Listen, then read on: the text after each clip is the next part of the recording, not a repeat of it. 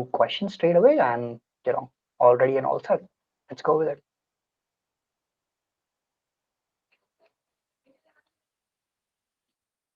You're on mute. Sorry, dear.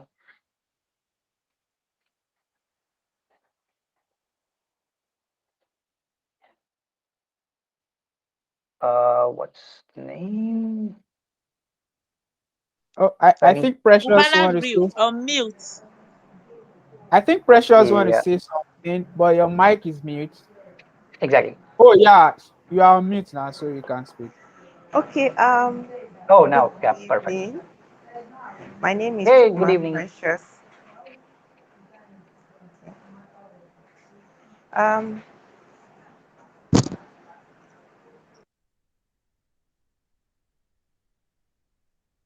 Yeah, I think come there's a on. problem. Okay, Yeah, probably network or something. But I think maybe. yeah. Okay, let's keep it rolling, guys. I mean, if you have any questions, feel free. This is a very casual environment. We are not, doing anything, like an interview or something. So absolutely feel free to interrupt, feel free to jump in, to introduce yourself, and make this conversation. Yeah, yeah, yeah. Okay, so let me do it All right. this way. Oh yeah, I, yeah. Okay, go ahead, sir. okay, so I am Femi Dyer. You can call me Dyer for short, Akshay. Good evening, good afternoon, whatever the time is at your end, anyways. Yeah. Okay, so I actually studied engineering in school, electrical engineering to be precise. Okay. I wouldn't say I've deviated from my completely from what I studied in school. I majored in telecommunications engineering. I'd been opportune to work in that space for a while before I transitioned into auditing, particularly auditing information systems. Right. Um, well, I work on site and sometimes provide some remote support to people. Mhm. Support to guys we have some level of contract with, right? So, however, I'm quite interested in landing a remote job. Okay, um, maybe not necessarily a second or a third. I mean, you understand what I mean. But what Yeah, is most important to me is just um, kind of get to know how you um, find the space online where you are able to land a very good job. Particularly, you are aware, everybody knows that the world we're in today is um, sort of hybrid in these days, where you have people actually do more some time in the office, and some actually have the opportunity to do completely remote work. Okay, and that gives you a lot of flexibility. Flexibility for those who have families, you want to be able to manage your time at your pace. And I understand the Gen Zs are they are very very particular about this because they kind of want to work within their own time frame. Not that we are trying to come into the Gen Z space, but um, nonetheless, we can always adapt to what is happening currently, such that we're able to have some level of flexibility and then still be able to provide value to any organizations we find ourselves. So it would be nice that we start from that note to know how, what does it take to be able to actually land a job, a very good remote job. Okay. Thank you. So absolutely, man. Thank you for the question. So first of all, to answer from my perspective, there are two questions. So first of all, what do you need in order to land a remote job? The primary thing that you need is a domain skill, right? So for example, if I have been into sales, or if I am if my work history says I'm into sales, or if I say I'm good at sales, then that's the first thing, right? You need to have a domain skill.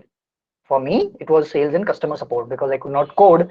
That's the line I pursued, and that's the skill I acquired through these years. I mean, that was not intentional. I just wanted to earn some side income, but slowly and gradually these years, I acquired that skill. That's the first thing you need.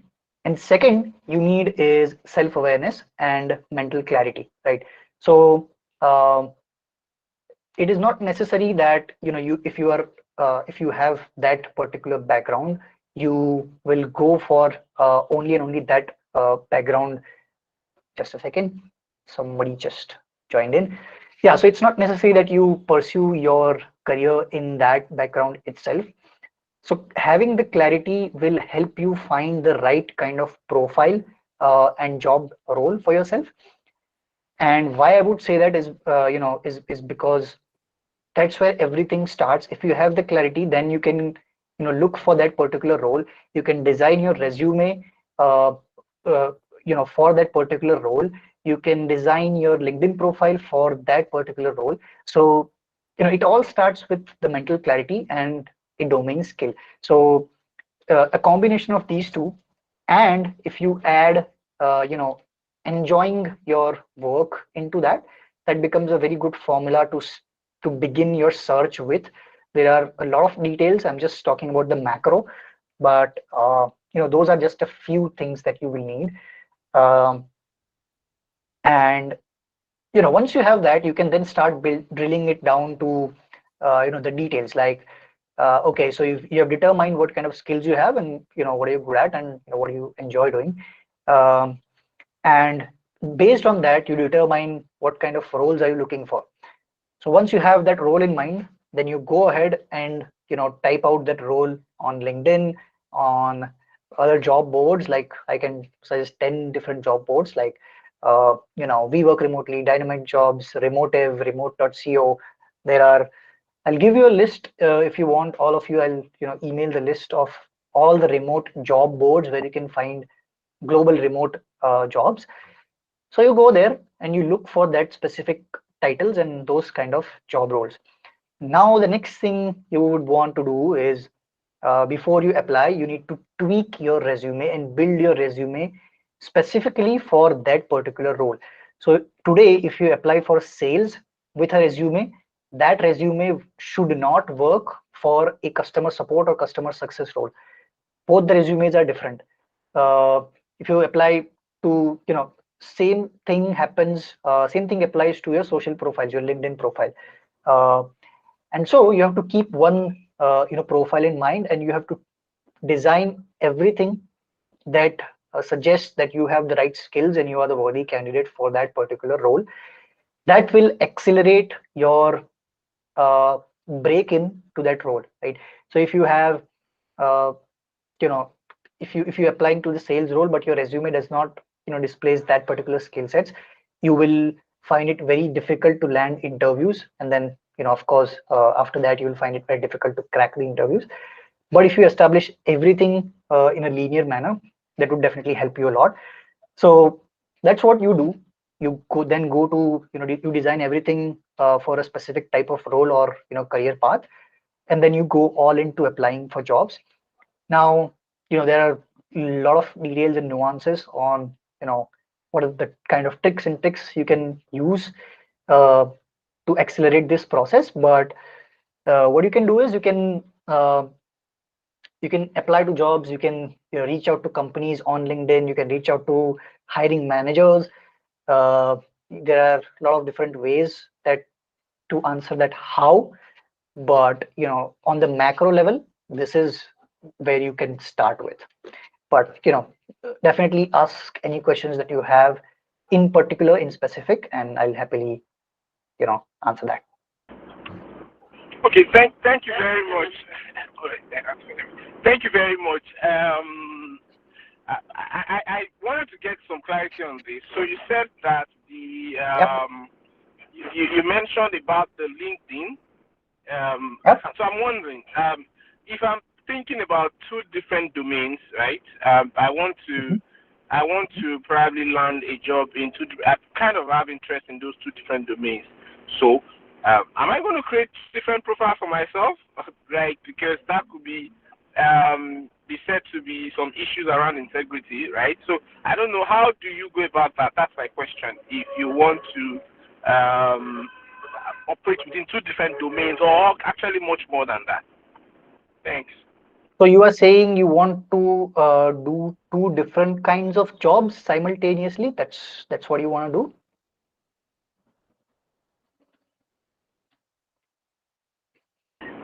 Yes, I meant that. Yeah. Okay. Or if I'm in actually a particular field at the moment, and I'm hoping to land another in another domain that kind of has some interest, what do I need to do to get that done? Yeah. So, I mean, for you to get into two different domains and work for two different remote jobs, I don't think that would be ideal, and it will be very difficult if you try to do that, because what you're essentially doing is uh, you're trying to opt for two different positions, and for that you need two different kinds of skill set. And I'm really not sure what's on your mind.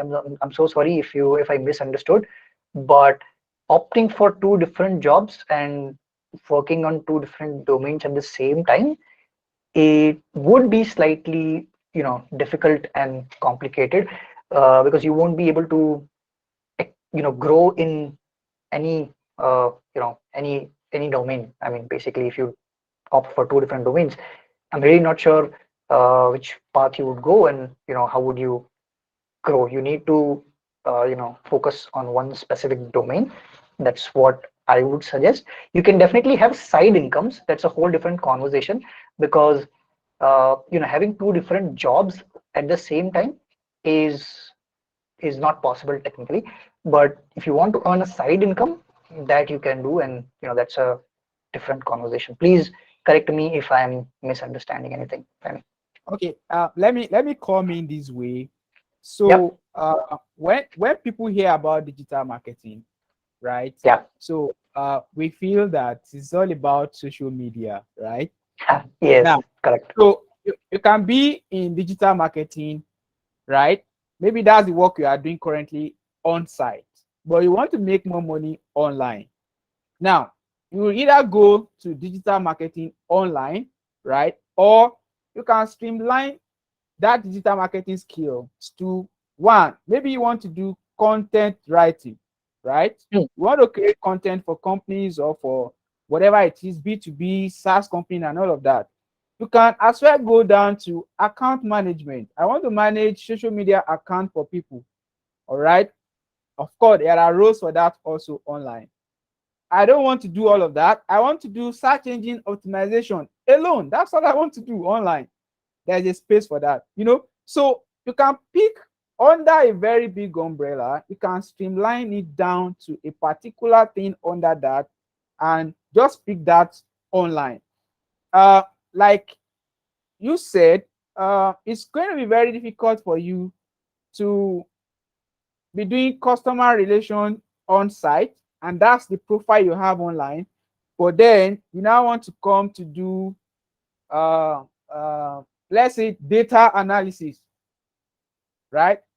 That might be a little bit difficult, because in the real sense, if you are under digital marketing, yes, you can combine data to it, because for you to be able to make some certain decisions, you must be able to make use of data. So if you now say, okay, I want to go and learn about how to analyze data, visualize data, and all of that, which makes you a data analyst in quote, or the simpler form of it makes you a business intelligence, whatever. So that is possible, but you cannot go totally out of what you have on, I mean, your profile already on LinkedIn. People will start to raise questions, even in the mind of HR, like, okay, so is it that you want to transit from this particular thing to another? All right. So, but you can pick what you are doing now, see a lot of things under it, and just pick from it.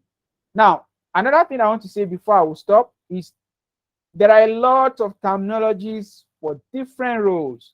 Some people will say front desk representative. Hmm. Some will say front desk analyst.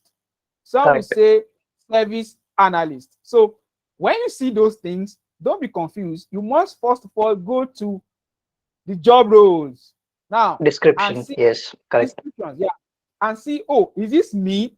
So if it's me, yes, I can go for it. They are only talking Definitely. about what I'm doing in another language, right? So that also is possible. All right. Thank you. Definitely. I agree with you. Totally agree with you, Femi, because uh, I have worked in. So what happened in my career is you know, I switched from customer service to sales, and then my first role was business development representative. The company called it as a business development representative. The next company I joined, they called it inside sales representative. The third company I joined with, it called it account executive. But the thing I was doing is working on warm leads, calling them and closing the deals. That's it. That was the singular task that I did in all the three positions, but the title was different. Now, where I struggled is I wrote three different titles in my resume, and a recruiter would not know what I was doing in that particular role, and they thought that I have been hopping from careers to different. I've been switching different careers, like business development is a whole different thing, and sales is a very niche particular. Account executive is a very particular thing. Inside sales is totally another. So that's where I struggled, and then I thought uh, I should change my titles in my resume, because if you will display that you have been to all over the place, mm, there is a red flag for the companies and the HR. They will think that you're not sure about your career, and I know how this sounds. This sounds absurd, and I hated when somebody told me that you should focus on one thing, because I'm not that person. I don't like to stick around to one thing for a very long time. But I eventually realized the hard way that you know at least in the professional career, if you want to do that, uh, at least in the terms of jobs, if you want to do that, and if you want to grow working as an employee, then you need to choose one career path. And the moment I changed my titles in my resume from different titles to one singular title, like account sales account executive, senior account executive, because the work I was doing was all the same. It was just the titles were different. The moment I made that tweak, suddenly I started landing hundreds of interviews. I mean, not literally hundreds of interviews, but the frequency definitely increased. So that's very important. And if you are somebody who likes to do multiple things at a time, I would suggest not going for you know job as an ideal path. You can try you know uh, building your own business or doing something else, because if you own a business, you have to do everything.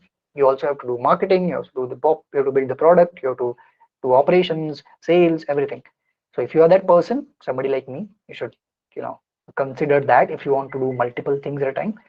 But if you want to choose job as a career path, I mean, at least for a certain period of time, then you need to choose one field. Um, and that's why the first thing I mentioned was mental clarity, and aligning everything. Uh, Yeah. so that's very important. Yes.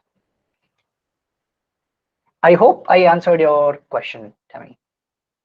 I'm sorry if I Yeah, didn't. yeah, you sort of, yes, you did. I feel my takeaway from this is to say that um, you have to actually maintain a domain and then ensure that anything that you are going to anything you're actually going to go for should be in line with what you have actually picked up as a particularly what you want to do. So it's fine for me. I feel another thing I would probably want to say is that um, one thing I would rather also want to say is that even if you are going to have to make a switch, let it be clear that what your career path is. I've done this and I'm moving into something else, right? Yeah. So if I'm going to, I'm just thinking about it though at this point. I'm saying that I could just decide to say, oh, this is where I want to go. Okay, this is what I want to do. I'm going to move into this particular space right now. Then I should be able to tailor my what's it called? I should be able to tailor my my LinkedIn account or my CV to actually reflect that. Is this one way? Okay. Sorry. Apologies. I'm actually on the road. I just wanted to be a part of this. Yeah, thanks. No worries, man. Thank you. No worries.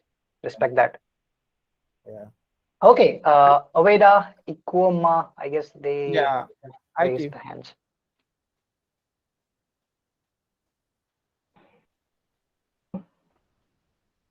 Good evening. So I just have a Hey, good evening. question. Yep. Yeah, go ahead. Okay, so I'm still not clear as to the question Temi asked. For example, you know how Nigeria is, especially when you are an entry level person. Your first Hmm. year would be that you got a job because you wanted to get a job in customer service. So from my experience, so I started with a customer service job, and then I Okay. worked up. Then I saw another job. This is on-site jobs, administrative assistant, and that. But now from what you said we have to focus on something. We have to um, tweak our domain into a line that would want to stay. So so you're seeing that on my LinkedIn right now, I have customer service and I have admin. So there are two career paths that I have. This is what I've done.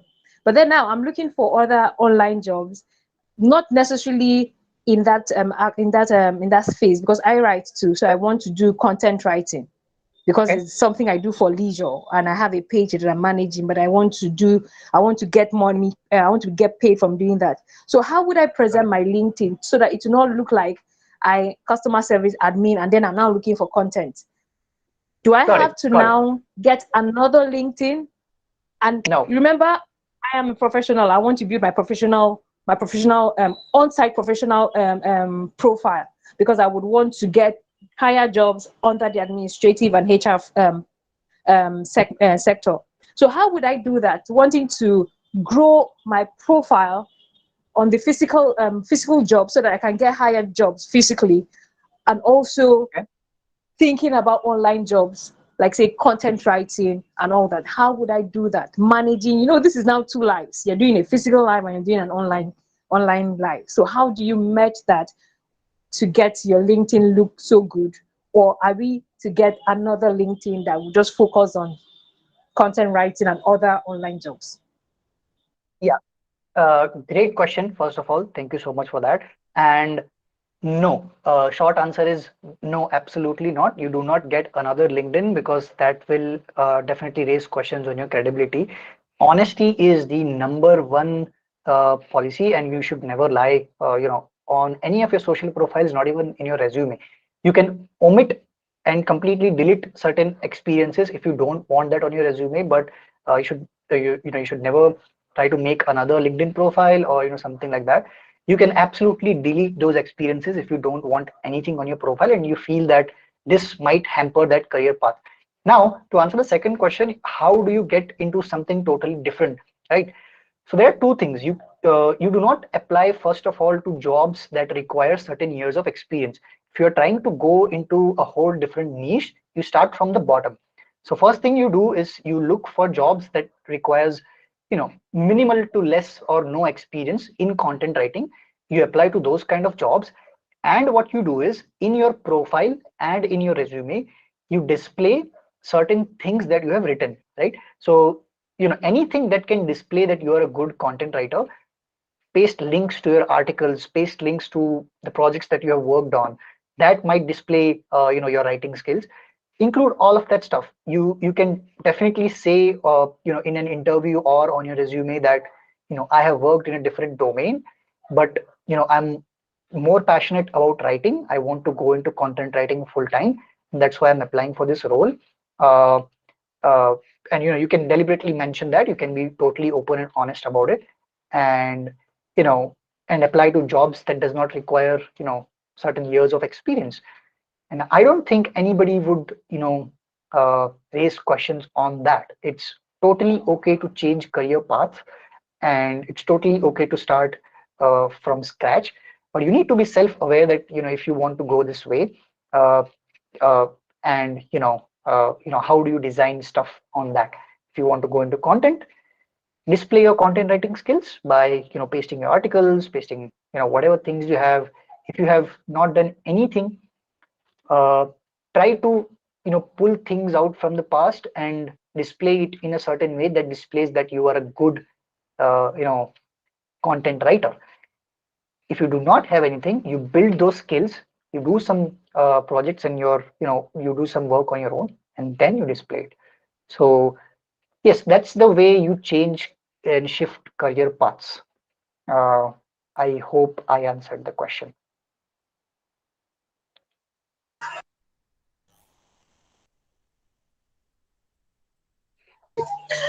Yes, that is fine. Thank you very much for the clarity.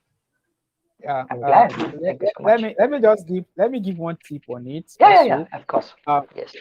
so if you are um, customer relation officer at first, Okay. then you want to go into content. Now, the truth of the matter is, you already have the skills of making content. That's who you are. But because of job hunting and all of that, you ended up in customer relation uh, job. Now, in doing that also, if you look inward very well, there is no way you want to make or that you are going to be best in what you are doing as customer relation officer without creating content, either by speaking or by writing. One of it is those messages you sent out to convince them, I mean, to apologize, to do all of that, are actually skills from content writing, right? Yes. Now, so if you now want to switch into content writing or you want to get a side job, side also into content writing, you can blow that horn. It looks so minute, like just send a message, content writing. Now, there's a way you can make that look big when I'm reading that. So pick all of those things, little things, and just make a sense out of them and put them in your CV on your LinkedIn. So I send a message, for example, I send a message to you. I can start by saying, uh, because one of the things I discovered these days is that people really they don't care about what you can do, but they want you to actually tell them, like, I have done this and I have done this. It is before that people actually care about what you can do, but now we are moving to show me what you've done. So uh, you can say, Mr. Femi walked to our office one day and he was angry due to so. And I was able to convince him to come back to patronize us or to use our service and product through so. That's a content writing skills already. Now, just look at the way it is. A text message actually brought back a customer or a client. That means there's something particular about the way you construct that message. That's a skill. So pick that, make noise about that, because one of the things we normally do is all of us want to be humble about the things that we can do. I've learned a lesson. Little thing that I've done, I'm going to make so much noise about it so that people will know, because what looks so easy for you to do is so difficult for others to do. So don't compare what is easy for you to do to what is easy for everybody to do. That thing that you think is very easy for you to do is a skill, particularly to you. It's an ability to you. So you must make noise about it. You must make people to know. So just look at any other side that you want to go to and look at what you are doing now. What are the things I'm doing now that are actually related to what I'm about to do? Make noise about that. That should be the focus, right? So I think I'm able to add just a tip to what your question is all about. So don't say, okay, I'm only attending to people and all of that. But even in that, your speaking ability is ability of creating content by the way you talk to them, you react to them, and all of that. So just see how you are able to blow those abilities and all of that. LinkedIn. And of course, you can still. I think it's another thing that we need to clear. You can come you can look into anybody's profile on LinkedIn and tweak that LinkedIn to your own, right?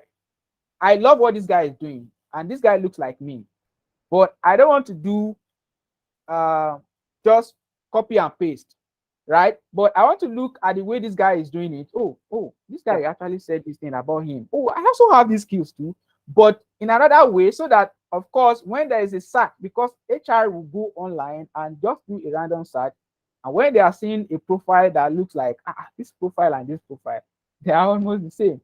That's raising a dust already. But there's a way I can learn from your profile and also create my own profile. There's no crime in that. I mean, Yep. we always claim this is a new idea, but the truth is there's no new idea everywhere. Everything that we are doing now has been done before. We are only building on it. Definitely.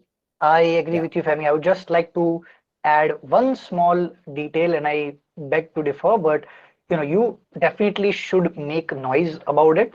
Uh, but there's one small, detail in that is that you need to be very self-aware when you start making noise, right? There is no such thing as fake it till you make it. There is no Yeah. such thing like that. People Correct. are very smart, and especially these companies and these recruiters they instantly realize you might fool a recruiter, but you cannot fool a hiring manager. He has certain Correct. years of domain expertise. So make noise, but make sure that it is backed up by actual skills. If you think that you are not good at it, you better do not make noise. But if you make noise, then you make sure that you have something to show, something to back it up with. And you cannot fake it, and you cannot fake your way through anything. So I totally agree with you, Femi. You should make noise, but for that you need to have self-awareness and confidence about the thing you're making noise about. Yeah, I agree That's with just that. as I agree with that. awesome. We're going great. Let's keep it rolling. Yeah. So Femi also want to ask a question the other time. Oh, Without Yeah, yeah. yeah. Hello, can you hear me? Yes, sir, we can hear you. hey. Okay. Hi.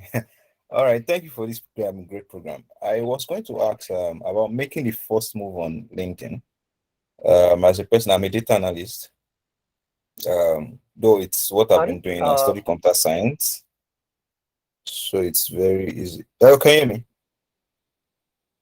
I can hear you. I just missed the last 2 3 seconds. You said you Oh, okay. work as a Oh, I'm a data analyst. So yeah. okay. Um, Great. and I come from a computer science background, so it's Mhm. like a line of work that has been since. It's not like I'm switching career or anything.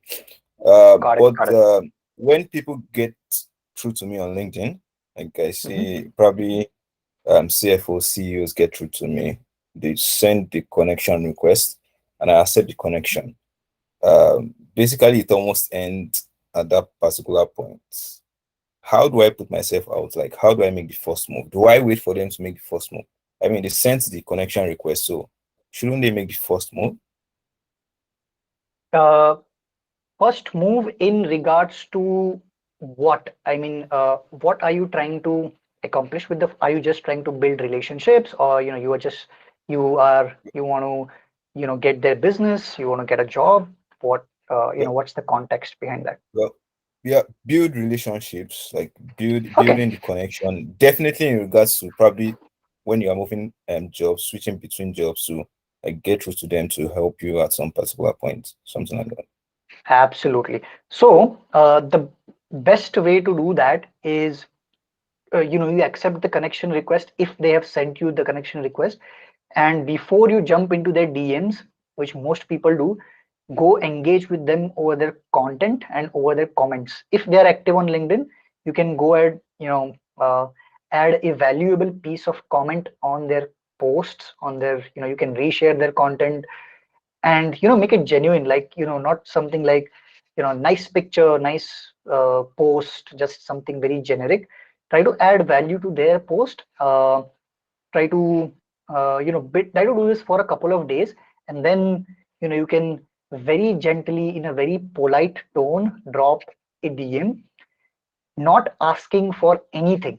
You do not need to pitch anything. You do not need to ask for a job. You do not need to ask for their time on a 10-minute call or anything like that. Don't add any call to action in their DMs. That's the very first rule of sales, right? Most salespeople makes this mistake, that they just drop a DM saying that we sell this product, we help this company do this. Would you like to buy this? they will never buy it even if they are in real need of it, because that's a real psychology. Sales is 90% about understanding human behavior. That's how humans operate.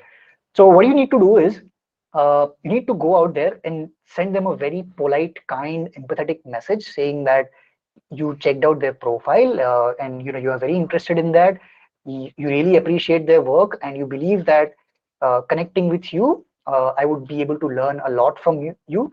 uh, I'm just trying to uh, learn a little bit more about yourself, and would you mind chatting for 5 minutes or something like that. I'm not thinking very strange, but when you draft that email, or I'm sorry, that DM, LinkedIn DM, you be very generic, very authentic, and you do not make sure you do not ask for anything from them. That's the first step. You engage them into a very casual, kind conversation, and you leave it there. You wait for a couple of weeks. Then you can start moving into stuff like pitching your product, or actually doing the sales statistics and strategy and all of that. So that's the way to build. If you are just building a relationship, just go ahead and drop them a message saying that you love their profile, you really appreciate their work. I'm just connecting. You can be very open and very honest. You can just say, I am not here to sell anything. I'm just here to connect with you and learn more about you. Would you mind, sharing more about yourself? If you want to make that even more effective, one thing that I have been using that has worked wonders for me, turn on your phone and record a video of yourself talking to that person specifically. Upload that video to your Google Drive, share the Google link, or directly share the video into their DM, or record a Loom video, share the link. And nothing works more effective than a video communication showing your face and of course your audio. That works wonders, and it builds lasting relationships. That's what I believe. So if you really want to genuinely want to connect with them, just drop a short, less than a minute video, no more than a minute, because then it will start, getting, they'll start getting bored. So make it short, make it precise, make it concise, and drop a quick, personalized, highly personalized video to them. And you will see the kind of response that you receive. I was amazed when I started doing this, when I was trying to land a remote job. I was reaching out to people via video. I was saying I'm interested in this position, and I would like to learn more. Would you mind sharing more information on that, stuff like that? And it has over 90% response rate, and this is a secret sauce. So yeah, to build relationships, do that once you accept the request. If you are trying to make the first move, if you are sending a connection request, make sure to include a personalized note in the LinkedIn connection request. Again, not asking for anything, just trying to connect, and that's where you start building.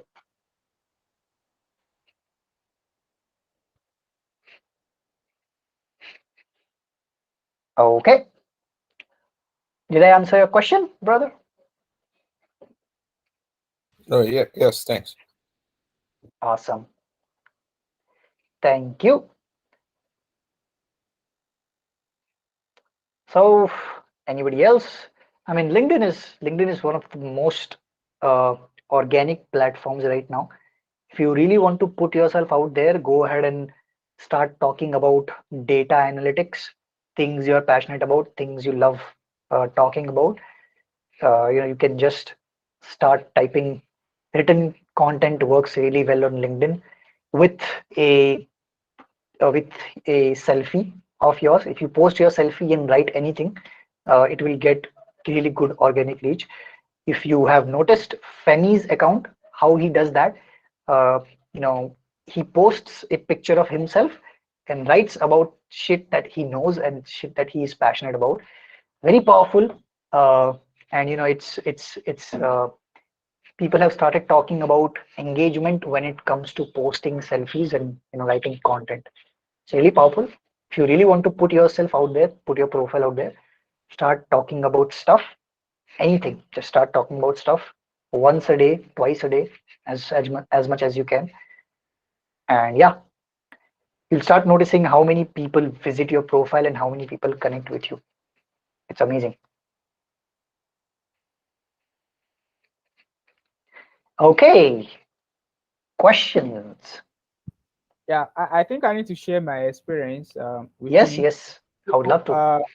the first time I met or that we connect on the on LinkedIn, at that time I was just having 500 plus connections on my LinkedIn, and just immediately I connected with you, and you sent a message to me, and then we started talking, and I shared my own why I'm actually here and what I'm planning to do and all of that, and you also share with me and you gave me some tips. At that time, the truth is, um, I already have all the skills.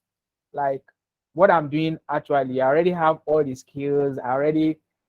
I did some certificate and all of that. But of course, I am not putting them in the right place and I'm not doing the right thing and all of that to actually make use of what I've learned in the past. So when I met you, you just shared some stuff with me and I tried them, and to be sincere, I mean they just like start working and all of that. So okay, if So this glad. work, yeah, I have to do more, and okay, what can I do? So I do write normally on lifestyle and all of that. Just pick something randomly and just write, okay, I'm going to continue this and all of that. So at a point I stopped, then I was like, okay. So when I stopped, I also noticed that I stopped getting some inbox like, oh, we Yep, notice you are doing this. Okay, can you do this for us and all of that? So okay. So it means that the more you are out there, the more you put out some stuff, the more people start to reach out to you and all of that. So I was okay. I'm going to see what I can do to put out more informations definitely. and You can yeah. start Another thing, talking on camera if you want. That's also a very good way. If you are comfortable with camera, you can shoot yeah. on talk on camera. Should definitely put yourself out. Mhm. Video. I mean, yeah, So another thing I actually learned from you is, you know, we talked about the fact that I need to optimize my LinkedIn and just put on some stuff and all of that. So I was okay. I'm going to try this also, and just putting some keywords on my LinkedIn. I mean, so one thing I discovered is that the HR don't even have enough time to be checking individual profile. So what they do is they just go online. If they are looking for SEO, they just go on LinkedIn and just type SEO. And yep, I mean, millions of profiles, thousands will just come right. up and they're trying to check. Now they will now streamline by the years of experience and all of that and see what you've done. So why I'm sharing this is the fact that some of us who are here, our LinkedIn is so dormant, it's just there. The only thing you have there is just your name, your picture, and probably one of your role. I mean, the steps and all of that that you've done, everything that you've done, they are not there. Uh, you are not doing yourself a great favor by just leaving it there like that. I mean, it's just like a dormant account. Nothing is functioning there. Okay. We need to go back again to our LinkedIn and make sure that they are all optimized. Um, just look at people, like I said, just look at people that are doing well on LinkedIn and see what they are doing differently. Yeah, However, of course, there are other things I do technical about LinkedIn, but just even start with the simple one, the one that is very easy to understand. And from there, you just see that in most cases, you not even be the one to reach out to them, they will be the one reaching out to you. Then you just make a choice and all of that. You also said yep, something earlier on about um, having different type of resume for different type of roles. So some of us on our LinkedIn, we only have a single resume there. So when you see an opening, you just push that to.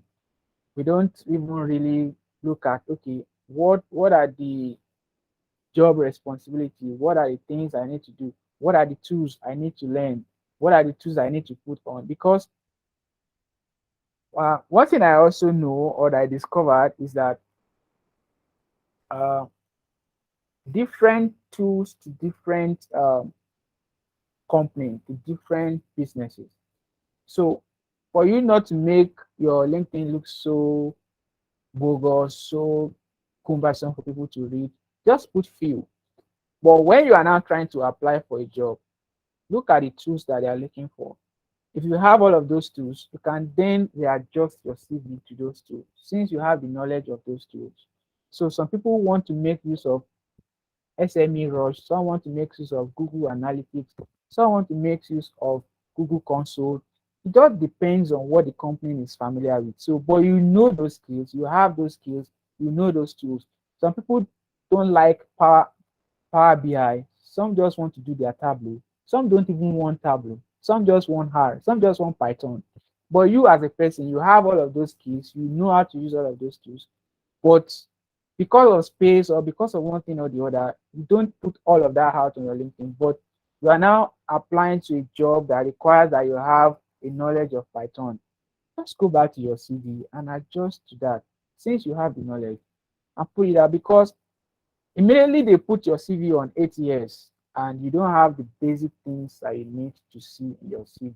There are certain keywords that they are looking for. If they are not on your CV, I mean, you might not actually, they won't even get back to you. That's the truth. So you need to be conversant with all of those things. Don't just see a job and just apply. Go and read what are the things that they are looking for, the tools that they are looking for. And I want to say this and I'll stop so that people can ask questions. This age, you need to know how to use Asana if you want to do a news job because those tools are the tools that you can't escape them. Asana, Notion, people are now going beyond using Excel to schedule posts, to schedule jobs, and all of that. You need to know how to use those tools because nobody wants to give you a remote job, a role, without you having an understanding of those roles. And they are not patient enough to teach you. You need to go. For me, YouTube is a university on its own. People need to make use of that platform. There's nothing in this world, yeah, in quotes, that you not have a vague, might not be so deep, so I mean, but you just have something about it on YouTube. So put all of those information on YouTube, search them out, listen to them, watch them, understand them, get free version of those tools and just master it on your own. Just learn it on your own. 7 days, 1 month some, and just have a knowledge of how those tools works. And when you get a job on when you have an interview, you are speaking technically. You are not speaking like you don't even know anything about it. Yet you have Right. the knowledge, the theory knowledge of it. But the truth is, if anybody is going into IT today, they are not going to ask you if you know how to use Power BI. They are going to give you something technical and ask you to explain to them. So you need to know all of those things. Yeah. Thank you so much, Femi, for adding that. Yeah.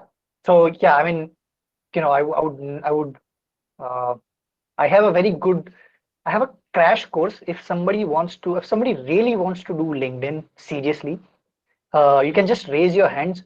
If I get 5 interested hands, I'll share a crash course in just 2, 3, 5, 10 minutes max. I'll give you a framework where you can get started with LinkedIn. This is just something that came up on my mind, and just let me know. Just raise your hand, and I'll. Okay, we already have 3 hands. Yeah. I Okay, we have 4. One more, and I'll start sharing. Got it. We have 5 hands. Awesome. Just wanted to see how many people are actually interested, and how many people are actually online, uh, so that when I share this, it reaches more and more people. Okay, uh, trick worked. Sorry for that. So yeah, first thing what you need to do is let me quickly share my screen. So in very brief, I'll not go into details. I'll just be very brief.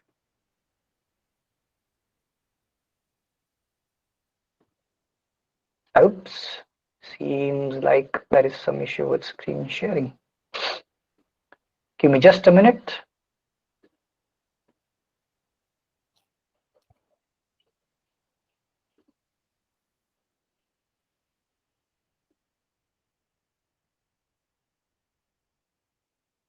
Oh, by the way, if you feel that you are not getting a chance to ask your questions. You can also type in or type out your questions in the chat box. But also, I mean, feel free to interrupt me. I guess I'm not finding the screen share button, uh, or there's something I cannot share the screen for some reason. I'll try once again.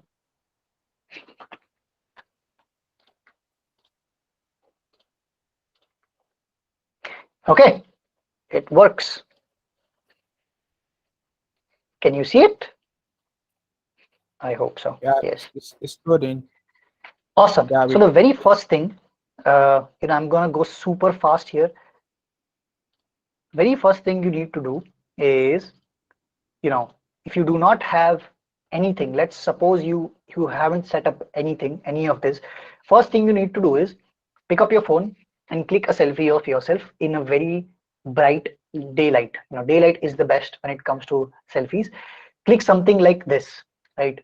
Something like this, a very close up image of yourself, nothing fancy, just click straight up, hit click, and next what you do is you close the YouTube tab, you go to background remover, you type in background remover on Google, you click on the first link that comes, and it's the site called remove.bg. You visit this, you upload your image here, and I'll just very quickly show you. As soon as you upload the picture here, it will remove your background. Now you can say add design here. Just go to the other link and it will show you all these beautiful backgrounds here. It takes a while to load this thing.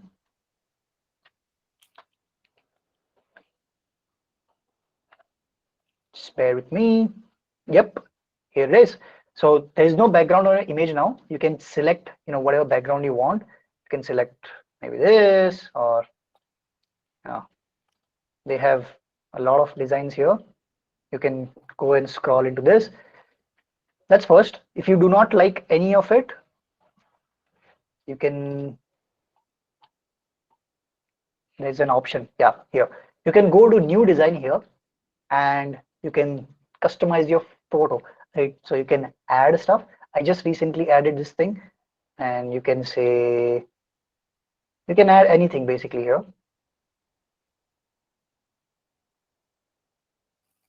You can add, I added this very weird photo. Now what you can do is you can set this accordingly, and you can send it backwards so that it it comes into your background. Now you can adjust that and you can download this image. It's all free. That's the first step. You have a professional looking profile picture ready. You can upload it here with your background. Next thing you do is you go to a site called canva.com. You type in LinkedIn banner,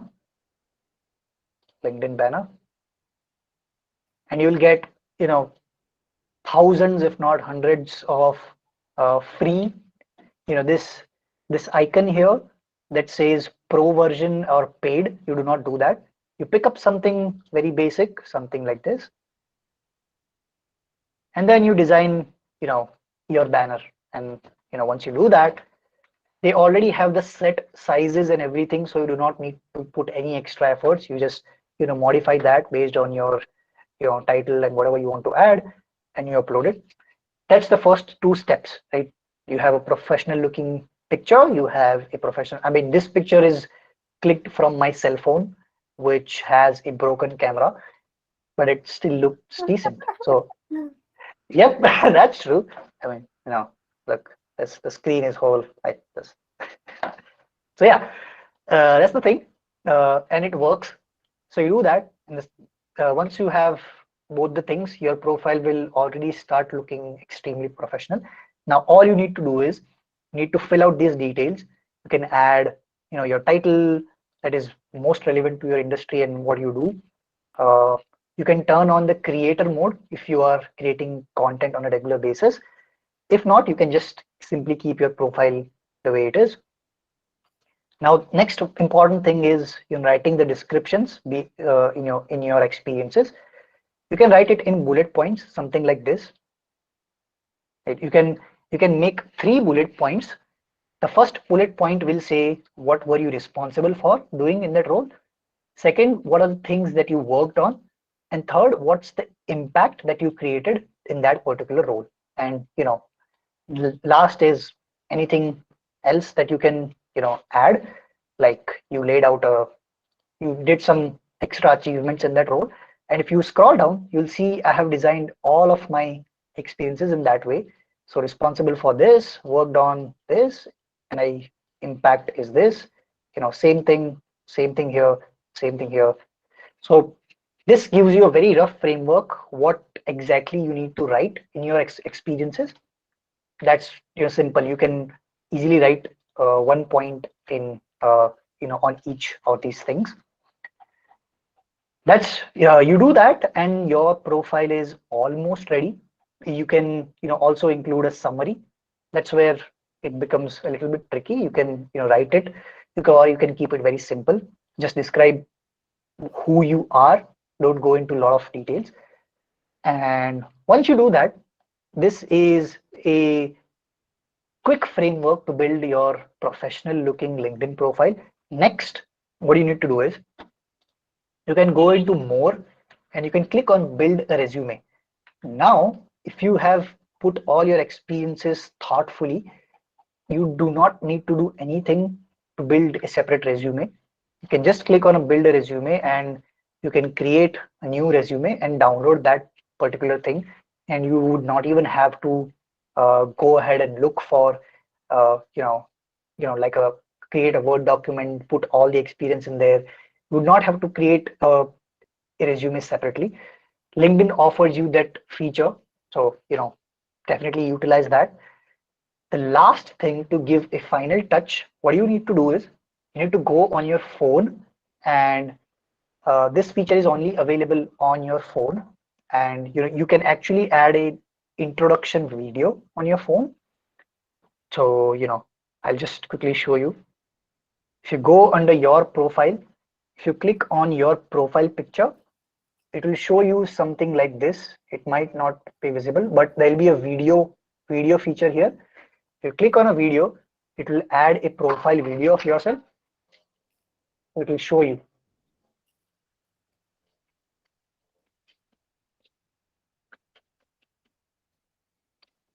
So basically, they'll show you a promotion on how can you shoot a profile picture video. If you do this, this definitely highlights your profile, and sets you apart from the rest of the audience, because you have a personalized video recorded introducing yourself. It's a very short video, but you can introduce yourself, and that's it. You follow this, and it will take you roughly a couple of hours to get this ready. But once you have this, uh, it will make your profile look beautiful. The next thing you need to do is search uh, people by your title. So I'm a salesperson. I'll just type in sales and filter it by people. And I'll go by location. I'm based out of India, so I'll just filter it India. And I'll start connecting with people from India, and I'll start connecting with profiles.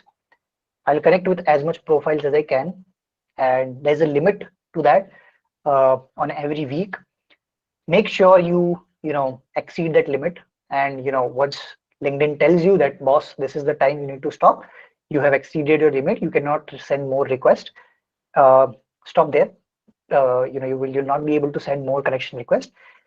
Now, if you utilize that and you do that consistently for 6 months, you'll be able to grow your network humongously, and it's a very powerful trick. You just drop in a connection request with a personalized note to every single person, and there you have a very quick, rough formula for to grow on LinkedIn and to get started.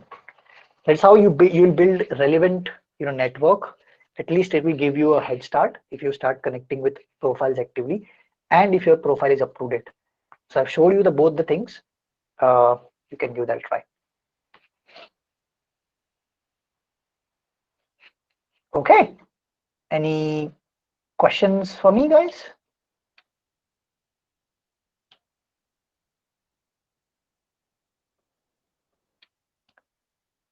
Femi, are you there? Yeah, I'm here. I'm here with you. Awesome. I mean, so we have five people that actually want to know about that. So, Awesome. I Let's mean, go this is ahead. just a hack, and it's a bit very fast. But I believe they will be able to get one or two things from me. Uh, but they can reach out to you after now. They can also reach out to me after now. I mean, I'll be willing to go through that journey with them if they want to. Of course, of course, of course. 100%. Feel free to reach out to me on LinkedIn. Make sure to follow me on LinkedIn. And what I think some other hands are sites raised. can we check? Sorry, I thought some people raised their hands. I probably think they want to ask questions or something. Yeah. Yeah, Adidamola, Ikoma, and other. definitely, definitely. So the other sites to look for remote jobs is the very first site is We Work Remotely. Second is Dynamite Jobs. Uh, you have Remotive, and Remote.co. Those are two different sites. You have Flex Jobs. You have There are a lot of sites. Basically, what I will do is I will send you an email with a list of remote job boards that you can Yeah, look for remote jobs. that would be nice. That would be nice. Definitely. I'm so Mhm. sorry, I cannot write in all the sites because it's a long list. What I will do is, let's do this. You can follow me on LinkedIn. Make sure to connect with me on LinkedIn and follow me. I'll make a post and post every single site in there with their links so that you will get a better idea. Uh, and I'll also share the link with you on your email address if that works, because it's a long list, and if I'll start typing out, I might miss out on certain important sites also. So I better you know do my due diligence, combine all the sites that I have used in my job search, and I'll post it on LinkedIn. I'll share the links with you so that it's helpful. That's great. Thank you so much. Awesome. Thank you so much, guys. Okay, let's keep it rolling. We have about 30 more minutes to go with the questions, and then we can wrap it up.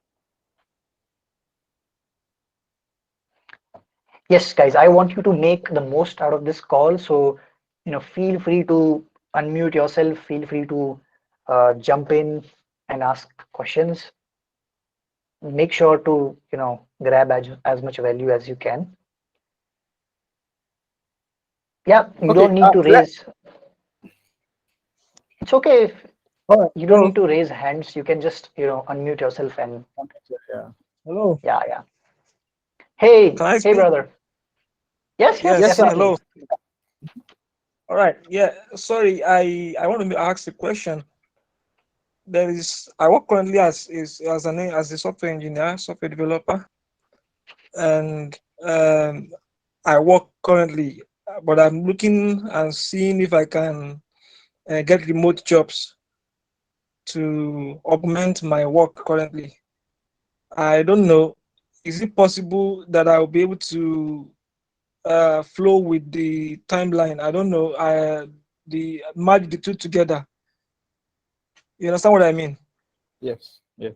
Yes. Yeah, because Can you? I'm not planning to leave my current place. Okay, But I'm seeing if I can just do remote jobs in between. okay. I got your question. So you want to basically continue your full-time job and also do something inside to earn extra income. So of course, Femi will I'll pass it over to you, but then I'll just add a few things. I'll just add a few things here that uh, very first thing, Philip, if I pronounce your name right. If I Yeah. didn't, I'm so sorry. Yeah, so Philip, I mean, the thing I would tell you. There was a time when you would you would do your 9 to 5 job, and you can also do freelance gigs here and there. This was a couple of years before COVID was a thing. It was there was freelance gigs available online, but now after especially after COVID, what has happened is the gig economy has completely gone to trash. That's something that I have observed, and it is very difficult to find part-time remote jobs. The reason is, companies who are looking for freelancers, like project-based freelancers, those Mhm. companies have started hiring full-time employees remotely. I mean, why would they not? Because at the same cost, they are getting a full-time employee, uh, and getting small projects done from freelancers and then letting them go is not a sustainable business model, and it's not a sustainable way to grow their company. And especially after everything became remotely, companies have started doing this, and I would suggest not looking for something inside. What you can do, if you really want to not leave your job, what you can do is identify yourself as a uh, as a consultant, like software development consultant or something like that, and outsource your services to companies part time. Open, start like a business, side hustle business part time. The reason behind that is it's very simple. You will not be able to crack. I mean, in the first place, you will not be able to find a part-time remote job, because companies are simply not looking to hire part-time jobs. This is a very recent data that I read on Forbes, that part-time jobs has completely gone to trash. So part-time jobs are very difficult to find. You will Part-time remote jobs are very difficult to find, and rather I would say you focus your energy on finding a high-paid full-time job. You are a software developer. I am very sure you'll land a very high-paying job because there is a huge demand when it comes to technical talent.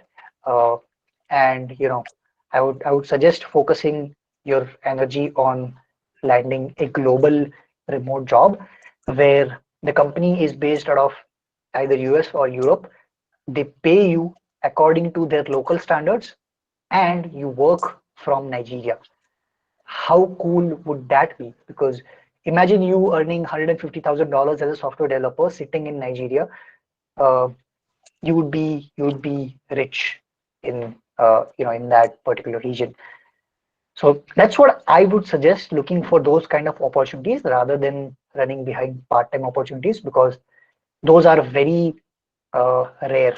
That's what I would say. Okay, thank you. Thank you so much for the question.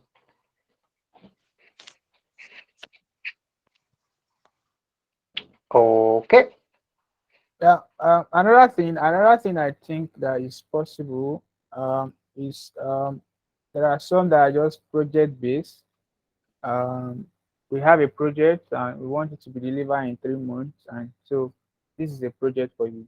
So um, you can also take that. I mean, you already know that you are going to have sleepless night for 3 months, and after that, you enjoy your time again. So if you don't want to go fully into all of that, because the difference in time, even in US, you have different three times. I mean, you have different time in three places.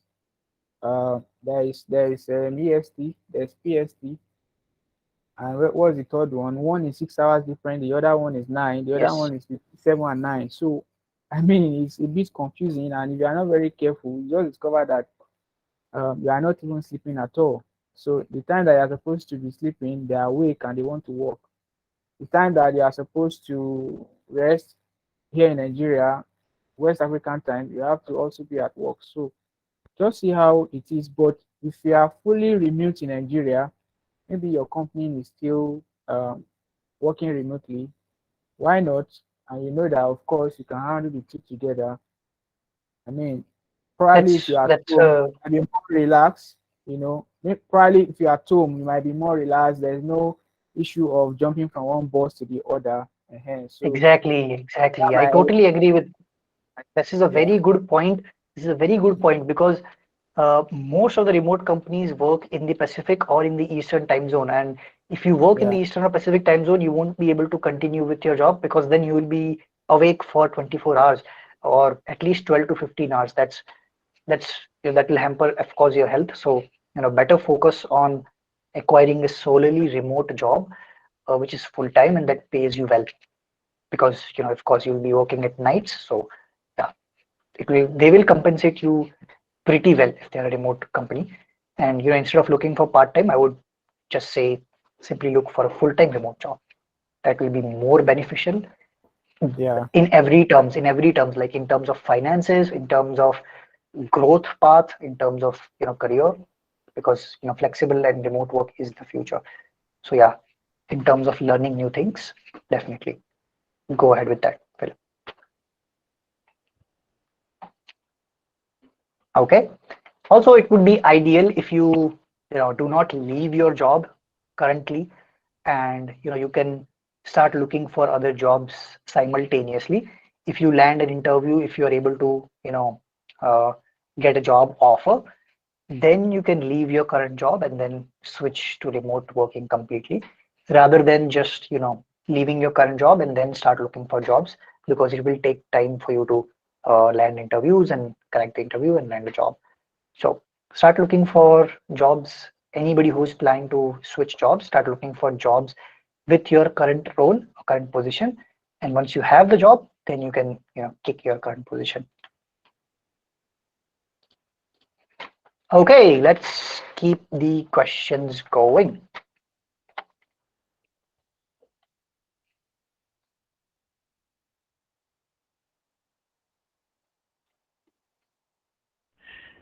So, if I may ask, what are some of the possible pitfalls that we could fall in while on a search like this? Um, Pitfalls, by that I mean, what are some of the things that the do not do kind of things that could actually turn off any potential employer, right? So I feel that would also be some things that we could actually glean from here. Okay.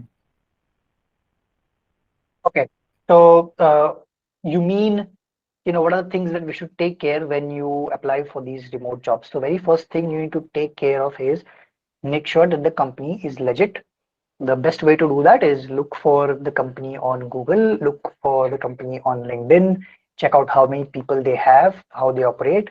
Uh, uh, you know, I believe most of the job boards will have legitimate companies, because they have a inbuilt system that before they onboard any job post, before they make any job post live, they cross verify that if the company actually exists and if the job post is legitimate. They will not let anybody, you will not just simply let anybody post a job. So that's the very good thing of remote job boards. Whatever sites I will recommend to you, those are all legitimate site, and you will not find any fake companies in there. That's the beauty. Uh, that's the thing that you should take care of. Now, one thing that you should make sure before applying to remote jobs is read the description very carefully. If they mention anything like they are hiring candidates only in the US region, or candidates near the Eastern time zone, then you do not need to apply and waste your time on that. That's the mistake that I made when I was applying for jobs. I was applying to every remote job that I came across, and then I realized that they are only hiring remotely. They of course are hiring remotely, and they are remote first companies, and they have their employees, all of them employees are remote, but they only hire people within the US. So that's something that you need to read.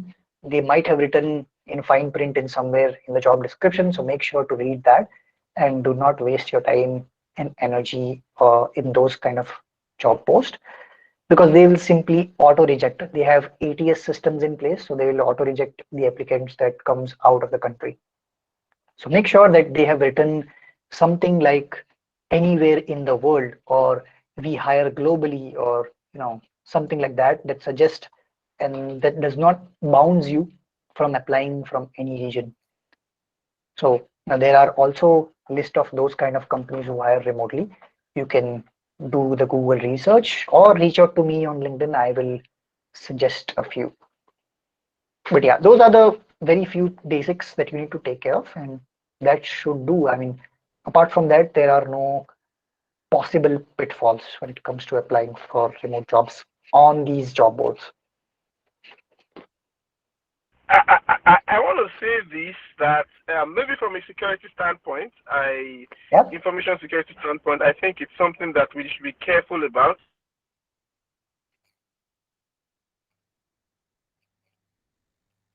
Did I lost you? The job now. Oops. Yep, I think we lost him. Yeah. Okay. So another thing, and I think you made mention of that earlier on. Uh, don't be too desperate. If if if anyone reach out to you and there's a conversation already, and they're like, okay, I'm going to get back to you, and they didn't get back to you, or you are done with the first phase of the interview or the second interview, and it's taking a long time, or you are even done with every stages of the interview. Don't be too quick. Don't. It's not the next day that you started sending them mail that, oh, uh, I'm here to hear from you and all of that. No. So we need to know that just give them time, right? And if you didn't hear from them like the fourth day, fifth day, and all of that, then you can send a mail. The first mail that should be real out is just to say, I mean, thank you for taking your time out to or for an interview and all of that, whatever it is. I mean, but not like trying to force it down on them that, of course, you are available and all of that.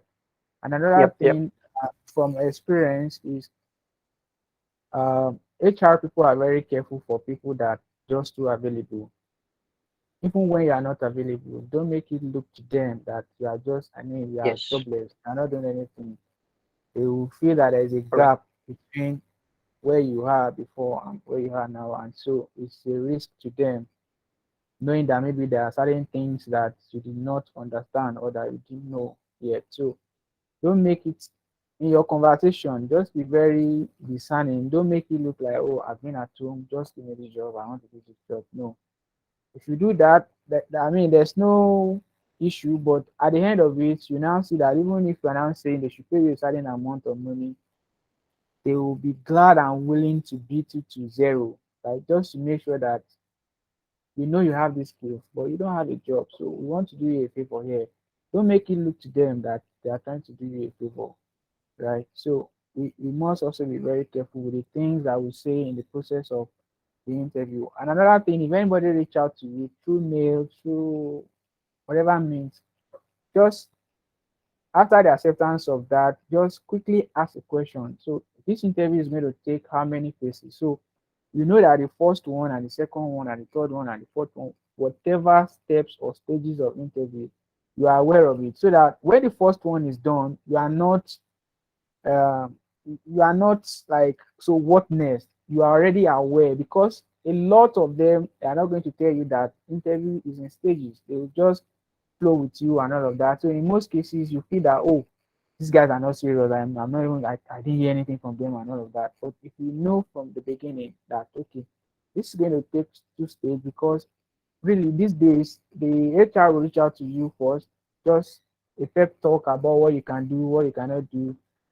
The technical aspect will come and all of that. Then before you now meet maybe a sub-level management or main management and all of that before the seal of the stuff. So in most cases, it's always three stages, but some other cases, it's just one man that wants to do the whole thing. I have a mandate to employ someone to only me the interview, ask a lot of questions, you answer the question, you ask your own, and at the end of it, you are good to go about the job. But just be clear about it and don't be too desperate. Like, I just need this job. So if you are desperate, right. even at the end of it, you are employed, they are going to beat you down and they are not going to pay you to the value of what you can do, because they already have a perception that, of course, you are jobless, and so whatever we throw to you, you are going to take it.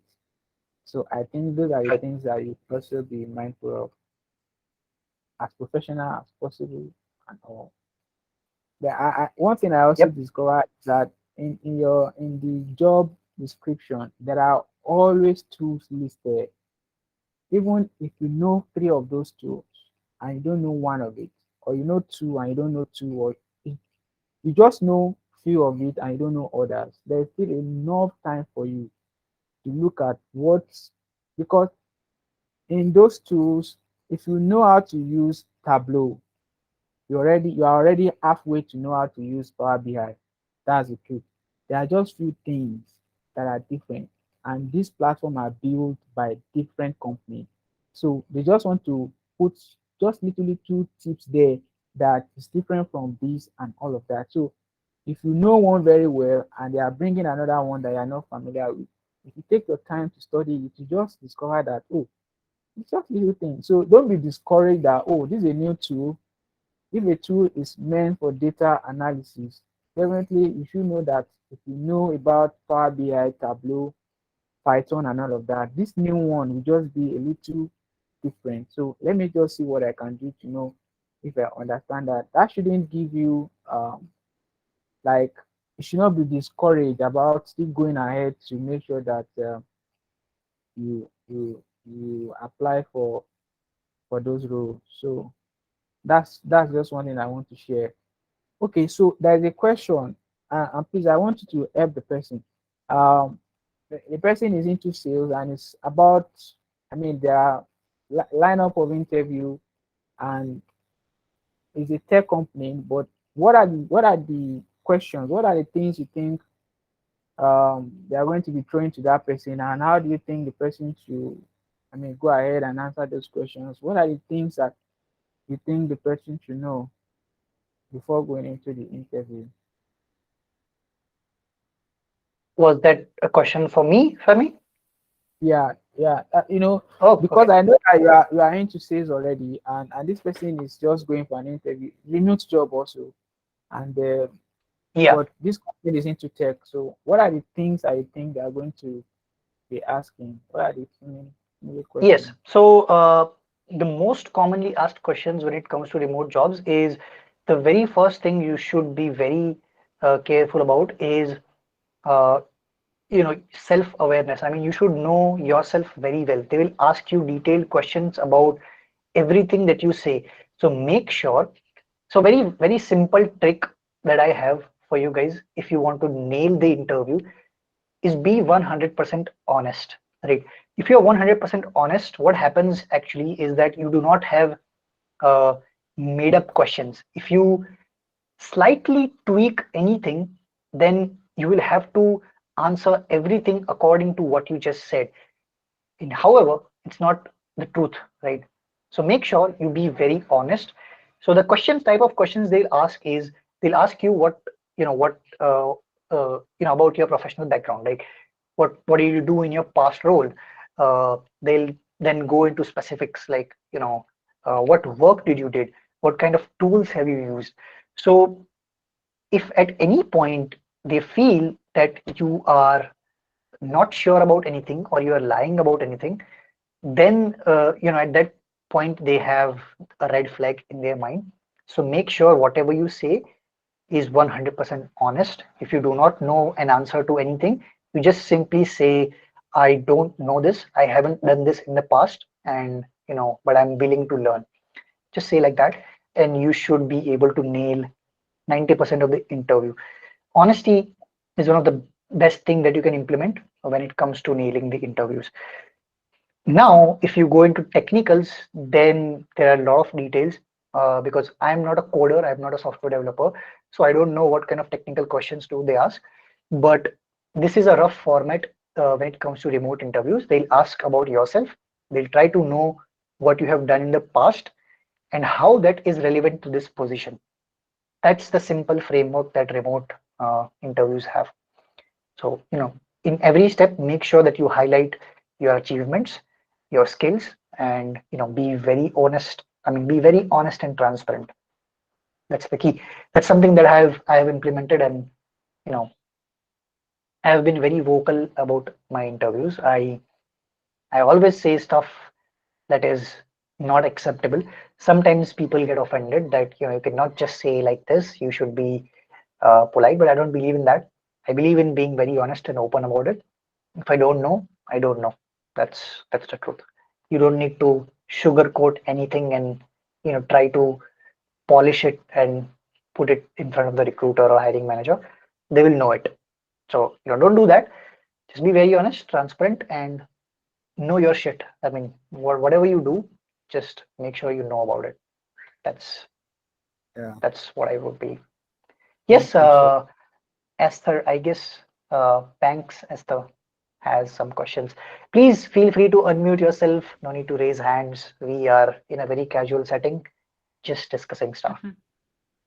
Yep. Hi, good evening. Thank you for Good the evening. session. Thanks to Mr. Femi and to you. Thank you.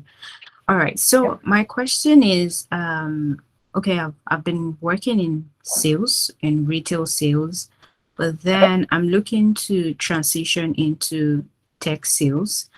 Okay. And I've had like a couple of interviews so far, but for some of them I got like response which was no, and this because um, it's probably like my first attempt at sales tech. So in fact, the last one that really got to me was as a result of the fact that there were other people who had previously worked in tech sales who Sales. are, yeah, so like more specific roles that is similar. So in this kind of situation, what would I do? Of course, I reached out to the recruiter and told her, oh, okay, I'm willing to learn and all of that stuff. But then the decision has been made. So to prevent like future occurrences of this, how do you, in an interview, convince a recruiter that you should be selected over someone who has had like first-hand experiences in this role? I Yeah. hope you understand the question. Yeah, Yes, thank you. yes, definitely, definitely. Thank you so much for the question. A very simple mindset shift that you need to make is that you cannot convince anyone. You're not here to convince. If you are in sales, you should understand this, that sales is not equals to convincing. Sales is never about convincing. Sales is about solving problems and offering your value, right? If you display that you have uh, you have certain value to offer, that will do two things. That will make you look as a valuable asset to the company, to the recruiter, and secondly, it will increase your value in your own perspective. So you will not be desperate to get that job. You will not feel that you don't come from a tech background. That's why you are slightly embarrassed and you say that uh, I've never experienced tech sales. I'm new to this and I want this job. uh, and that kind of mental switch is very important. It doesn't matter from which background, which industry that you come from. Sales is sales. If you have the skills and if you can display that, that's the only thing that you need to do in an interview. So the next time you go into an interview, the thing you need to do differently is to stop trying to convince the recruiter that you are a good fit for this role. All you simply do is state the facts, like state what value can you offer, and what are the skills that you hold. That's a very simple framework that you can use, and that mental switch itself is enough. I have experienced this very thing uh, when I was entering into tech sales. uh, I come from a customer service background, so it is totally different. I'm currently primarily have sold into SaaS B2B products, and what I have also seen is that those companies and those tech sales guys are very generous, and they want is skills. So you need to display your skills in all and any form, and that should do. And other thing is, of course, you you haven't tried enough. I guess you have to keep trying more. uh, Before I landed my first tech sales profile. I had been rejected from about 60, 70 interviews, not considering the applicants. So it's a little tough to break in, but I'm sure you will do it. You have the skills. All you need to do is stop convincing others. Uh, you know, this is what I am. This is what I can offer. These are my skill sets. I believe in what I do. If you want, you can hire me. If you don't, that's completely okay. Let's stay in touch, and for the future opportunities. I mean, you should not say it like this, but that's what you should think mentally.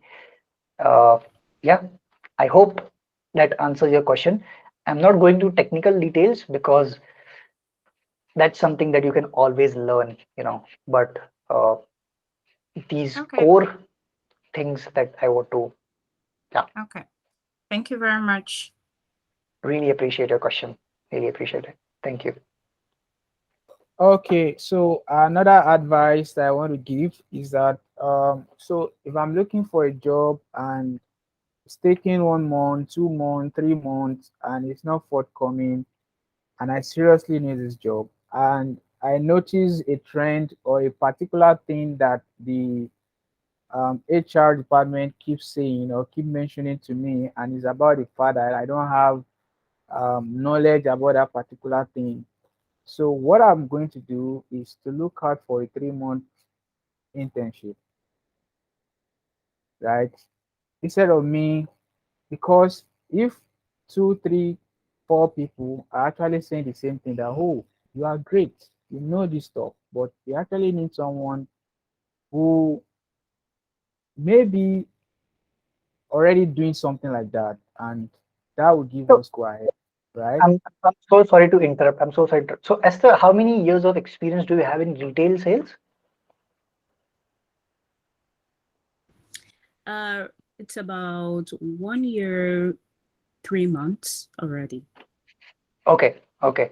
Yeah, I mean, if you have over a year of experience, I'm so sorry to differ, Femi, but it doesn't make sense to go into an internship. That is when you are complete fresher, because you have been in sales for over a year, and you have only worked about over a year.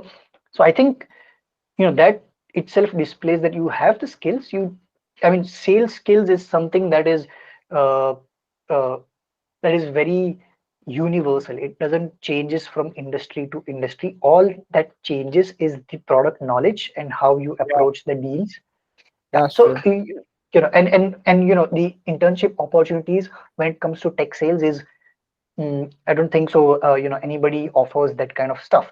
So, all I would focus on is, displaying that you can sell, and Can sell a that's the product. only. And to do that, I would suggest a very uh, good thing is, you can include more videos when it comes to communication, right? If the person asks that, can you drop me an email introducing yourself, instead of dropping an email, just shoot and record a video of yourself and send them a video, or at least drop an audio, right? That will display that you have a good communication skills, and it is the fundamental core skills Yeah, that you for need sale. in order to for sales. Even if you make an outreach to somebody, if you reach out to a recruiter, if you reach out to hiring manager, make sure you reach out via video or at least an audio. LinkedIn has a voice note feature. Most of the people don't know, but if you go on your phone, LinkedIn has a voice note feature. You can drop voice notes on LinkedIn. It's very simple and easy. So try doing that stuff. If you do that, then you won't even need to tell that you have a sales skill. It apparently shows that you can communicate, and that's the core skill set of a salesperson. I have landed my last job with with that technique. So yeah, it works. Thank you so much. Okay. Thank you. Thank you. Okay, I think we are over time already, and I think we should wrap up. I am so sorry if I haven't covered your questions, but feel free to reach out to me on LinkedIn. I'll